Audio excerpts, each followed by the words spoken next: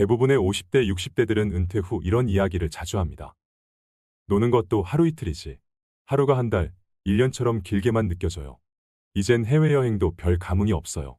30년은 더 살아야 하는데 하루하루가 지루해요. 은퇴 후 막연히 긴 자유시간이 역으로 족쇄처럼 느껴지시는 분들이 많다고 합니다. 65세 이상 노인 80% 이상이 취미생활로 TV 시청을 꼽았고 노년의 시간이 지루하다고 대답했습니다. 이처럼 은퇴 후 30년 이상의 긴 시간을 허무하게 흘려보내고 있는 것입니다. 현재의 우리 중장년들은 정말 부지런히 살아왔습니다. 때문에 막상 은퇴 후 자유가 찾아와도 놀아도 되나라는 고민을 하고 잘 노는 법을 성취하지 못했기에 실천에도 어려움을 겪습니다.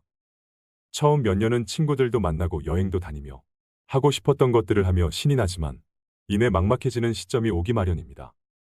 먹고 살기도 힘든데 무슨 취미생활이냐고 생각하시는 분들도 분명 계시리라 생각합니다. 하지만 아무런 취미생활 없이 노후 생활을 보내게 되면 자존감이 낮아지고 우울증에 걸리게 될 확률도 높아지게 됩니다. 그렇게 되면 건강이 악화되고 병원에 방문하는 시간이 많아지는 악순환을 겪게 되지요. 퇴직 후 지나치게 남아도는 시간을 보내는 것이 중장년에겐 큰 도전일 수 있습니다. 하지만 노후에 무엇을 할 것인가에 대해 생각하지 않는다면 다가올 장대한 시간은 축복이라기보다는 고통 그 자체일 수 있습니다. 특히 성공적으로 준비하여 노후를 심심하지 않게 보내는 선배들을 보면서 이제 우리 사회도 재미있게 노후를 보내는 것에 더 큰 관심을 가져야 한다는 것을 깨닫게 됩니다. 오늘은 노후에 돈이 많이 들지 않으면서 행복한 노후를 보낼 수 있도록 도와주는 취미활동을 소개해드리겠습니다. 첫 번째는 탁구입니다. 우선 탁구의 제일 큰 장점은 다른 운동보다 근력과 체력이 덜 요구되어 남녀노소 같이 즐길 수 있습니다. 시간당 칼로리 소비량은 강도 높은 자전거, 수영, 달리기 운동과 비슷한 에너지 소비량을 자랑합니다. 30분당 300칼로리 이상을 소모하므로 다이어트에도 효과적입니다. 또 심혈관 건강에 좋습니다. 탁구를 한 달만 해도 심폐기능이 향상되고 체력이 높아지는 것을 느낄 수 있습니다. 심폐기능이 개선되고 체내 지방 성분이 줄어들어 혈관이 강화됩니다. 당뇨와 고지혈증, 고혈압 등 거의 모든 성인병은 혈관의 노폐물과 지방성분 증가로 발생하는데 탁구를 하면 빠르게 없앨 수 있을 정도로 건강에 효과적인 운동입니다. 또 탁구는 저렴한 비용과 더불어 공간 제약과 날씨에 영향이 적습니다. 공간을 적게 차지하고 날씨에 영향을 받지 않기 때문에 운동하고 싶을 때 언제든 할 수 있다는 자유로움이 있습니다. 집중력도 높일 수 있고 가볍게 운동하면서 부상 위험이 적은 스포츠이기 때문에 80대까지 무리 없이 즐길 수 있는 취미입니다. 두 번째는 독서입니다. 매일 책을 조금씩 읽는 것만으로도 두뇌의 정신활동이 자극이 됩니다. 한 연구에 따르면 독서는 뇌의 노화 방지에 높은 효과가 있기 때문에 알츠하이머 및 치매와 같은 정신장애를 늦춘다고 합니다. 독서가 뇌를 자극하고 활동성을 유지하여 뇌의 힘과 능력을 유지할 수 있습니다. 평소 짧은 영상, 자극적인 영상 등 주변에 노출되어 있는 많은 것들이 우리의 집중력을 떨어뜨리고 게으르게 만듭니다. 하지만 독서를 하는 동안 집중력을 향상시킬 수 있습니다. 또 노후의 독서는 무언가에 몰두할 수 있는 정신적인 공간을 제공하면서 노년의 일상적인 걱정으로부터 덜어주는 역할을 합니다. 매일 책 10장씩이라도 읽는 습관을 들이셔서 건강한 뇌와 정서적 안정감을 얻으시길 바랍니다. 이처럼 독서는 노후에 꼭 필요한 취미활동입니다. 세 번째는 걷기입니다. 걷기는 노후 운동으로 가장 기본적이면서도 인기 있는 운동 중 하나입니다. 나쁜 콜레스테롤과 중성지방 수치를 떨어뜨려 심혈관계 질환 예방에 도움이 됩니다. 특히 맨발 걷기는 발바닥 전체를 지압하는 효과가 있어 혈액순환을 촉진하고 신진대사를 활성화해 보이지 않는 속 건강을 지키는 데 이롭습니다. 또 걷기는 수면 호르몬 분비를 촉진해 수면의 양과 질을 동시에 개선시킬 수 있으므로 평소 불면증이 있는 사람에게 효과적입니다. 우울증 완화에도 큰 도움이 되는데요. 맑은 공기를 마시고 햇볕을 쬐면 행복 호르몬이라고 불리는 세로토닌 분비가 촉진되어 불안감과 우울감 등이 완화됩니다. 중년 여성들이 흔히 겪는 갱년기 증상 완화에도 큰 도움이 됩니다. 몸이 나빠지는 걸 막고 지금의 건강을 유지하는 데는 걷기만한 운동이 없습니다. 걷는 습관이 쌓이면 인생 후반에 보다 건강한 모습으로 되돌려받을 것입니다. 네 번째는 그림 그리기입니다. 어느 한 연구에서는 그림 그리기는 기분을 좋게 만드는 신경전달 물질인 도파민을 증가시키고 스트레스 호르몬을 줄여준다고 합니다. 실제로 저도 그림 그리는 취미를 가지고 있는데요. 그림을 그릴 때 복잡한 마음과 우울한 감정이 어느새 침착하게 바뀝니다. 그림 그리기는 손의 신경을 자극하는 운동적 요소가 뇌를 자극하여 두뇌 운동에 좋습니다. 미국 알츠하이머 협회에서는 미술을 할 때 불안감이나 우울증이 완화된다고 하는데요. 치매 환자 대부분은 전에 미술 공부를 한 적이 없지만 그림을 그리기 시작하면서 놀랄 정도의 창의적인 그림을 그려내며 증상이 좋아졌다고 합니다. 그림을 꾸준하게 배워놓으면 평생 취미로 삼을 수 있습니다. 장소에 구애받지 않고 적은 재료로도 얼마든지 가능하기 때문에 노후에 접근이 쉬운 취미 중 하나입니다. 5번째는 자전거 타기입니다. 50대에서 60대 분들께 추천드리는 취미입니다. 자전거 운동은 가장 대표적인 유산소 운동입니다. 허벅지와 종아리, 코어 근육을 많이 사용하게 되는데요. 이 근육들은 신체를 이루는 가장 비대한 크기의 근육이라 칼로리 소모가 가장 크고 우리 몸의 균형을 담당하는 중요한 근육입니다. 나이가 들수록 근육에 손실이 많아지는 우리에게 자전거는 선택이 아닌 필수로 나이가 들수록 해야 하는 운동이라고 말하는 이유입니다. 조금은 아이러니한 부분이라고 생각하실 수도 있지만 자전거는 무릎 관절에 아주 좋은 운동입니다. 퇴행성 관절염과 연골의 손상으로부터 주변 인대를 강화할 수 있는 매우 효과적인 운동입니다. 삼성서울병원 교수는 하루 30분 이상 일주일에 4회 이상 자전거를 타는 노인은 신장병이나 중풍을 최대 50% 이상 감소시키고 대장암 및 직장암도 40% 이상 감소시킨다고 밝혔습니다. 6번째는 식물 키우기입니다.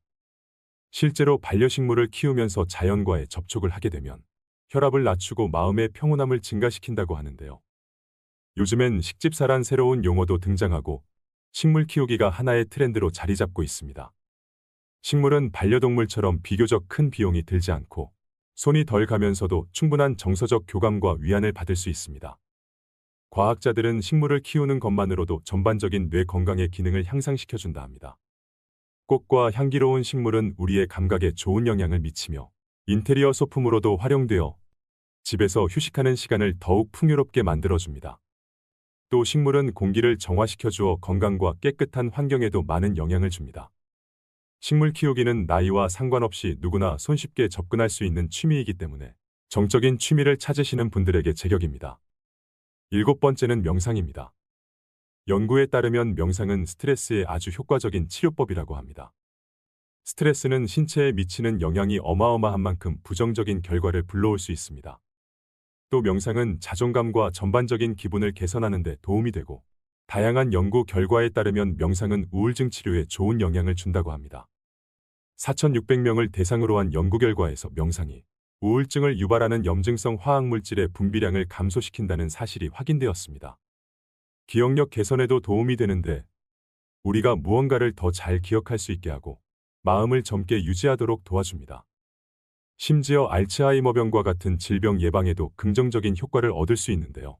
하루에 단 10분씩이라도 정기적인 명상을 하는 것은 더 균형 잡히고 만족스러운 삶을 이루는 데 기여하여 종합적인 신체 건강과 안녕을 높일 수 있습니다. 젊은 사람뿐만 아니라 나이가 든 사람에게도 적극 권장되는 취미 활동입니다. 8번째는 수영입니다. 수영의 가장 큰 장점은 우리 몸의 많은 근육을 효율적으로 사용한다는 것입니다. 물속에서 하는 운동이기 때문에 관절에 무리를 주지 않으면서도 평소에 잘 사용하지 않는 팔, 어깨 등의 근육을 사용합니다. 수영을 1시간 동안 하면 걷기의 3에서 4배인 700칼로리를 소비하게 됩니다. 이처럼 수영보다 다이어트에 더 효과적인 운동은 많지 않다고 하는데요. 이런 이유로 다이어트를 목적으로 수영을 선택하는 사람들이 많다고 합니다. 노인의 경우 기구를 사용하는 고강도 운동은 연골 손상으로 부상의 위험이 있지만 수영은 무중력 운동이라 안전한 운동입니다. 갓 태어난 아기부터 체력이 저하된 노인까지 즐길 수 있는 평생 스포츠라고 불리는 수영을 취미로 시작해보시는 건 어떨까요? 9번째는 사진 찍기입니다. 아무래도 사진을 찍다 보면 다양한 장소에서 여러 가지 환경을 찍어내고 싶어 하실 텐데요. 특히 풍경 사진을 찍게 되면 산과 바다 등 풍경들을 구경하며 사진을 찍는 것이 의미 없이 걷기 운동을 하는 것보다 훨씬 지루하지 않고 보람차고 건강한 몸을 갖게 도와줍니다. 사진 찍기의 또 다른 장점은 인내심을 기를 수 있다는 점입니다. 내가 원하는 사진을 건져내기 위해선 알맞은 장소에서 순간의 포착을 잡아내야 하는데 그런 사진을 만들어 내기 위해서는 여러 시행착오를 겪으며 인내심이 길러지는 것 같습니다. 그렇게 해서 건져낸 사진이라면 말로 이룰 수 없는 성취감이 당연히 따라오게 됩니다. 사진은 소중한 순간들을 기록하는 데 최적의 도구이기 때문에 나중을 돌아보며 추억을 간직하고 소중한 사람들에게 공유함으로써 행복한 시간을 되돌아볼 수 있습니다. 마지막으로 10번째는 악기 배우기입니다. 나이 드신 분들에게 악기 배우기를 추천하는 이유는 생활의 변화를 통한 즐거움도 있지만 배우는 과정에서 주변의 다른 분들과 교류하는 시간을 보낼 수 있기 때문입니다. 나이 들어가면서 혼자 있는 시간이 많아지기 때문에 사회적으로 좋은 친구를 만날 수 있는 계기가 될 수 있습니다. 신체적인 능력을 떨어지는 노인들은 배우기 쉬운 오카리나, 우쿨렐라 등 접근하기 쉬운 악기들이 많습니다. 은퇴하고 목표를 세우기 힘든 노년기에 악기를 마스터하는 새로운 목표는 인생의 도전이 될 수 있기 때문에 긍정적인 기능을 하게 됩니다. 악기 배우기에 도전하여 성취감과 자신감 있는 노년기를 보내시는 게 어떨까요? 오늘의 영상 어떠셨나요? 무엇이든 서툴러도 좋습니다. 완벽하지 않아도 되고 화려하지 않아도 됩니다. 박자가 틀린 기타 연주를 하면 어떤가요? 잘못 그리고 엉터리 그림이면 어떤가요? 막연히 무슨 취미생활을 해야 할지 모르겠다면 주변 노인복지시설이나 구청, 주민자치센터 등 시설 프로그램을 이용해보는 것도 방법입니다. 이는 비용적인 부분이나 주거지 근처라는 점에서 부담감을 크게 줄일 수 있습니다. 스스로 자기에게 맞는 것을 찾아 나서야 합니다. 가벼운 운동도 좋고 봉사활동도 좋습니다. 무엇이든 본인이 편안하고 마음에 맞는 것이 최고의 취미입니다. 나이가 들면 대중교통도 무료이고 박물관 입장료도 무료입니다. 볼펜 한 자루, 노트 한 권이면 충분하다는 소박한 생각으로 넉넉한 마음을 가져보세요. 젊은 시절 많은 고생을 했기 때문에 이제는 정신건강과 육체 건강을 잘 다스려서 자녀들이나 가족들에게 해가 되지 않게 본인 스스로 9988-1234를 잘 실천해야 합니다.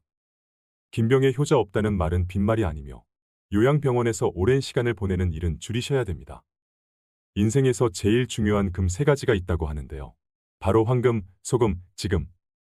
이 3가지 중에서 지금이 가장 중요하다고 합니다. 늦었다고 생각하지 마시고 지금부터 실천하셔서 행복한 노후를 만들어 가시길 바랍니다. 자기계발에 충실해서 인류사에 남을 작품을 영원히 남기고 떠난 위대한 화가이자 시인이었던 미켈란젤로처럼 구독자 여러분도 멋진 노년을 살아가시 바랍니다.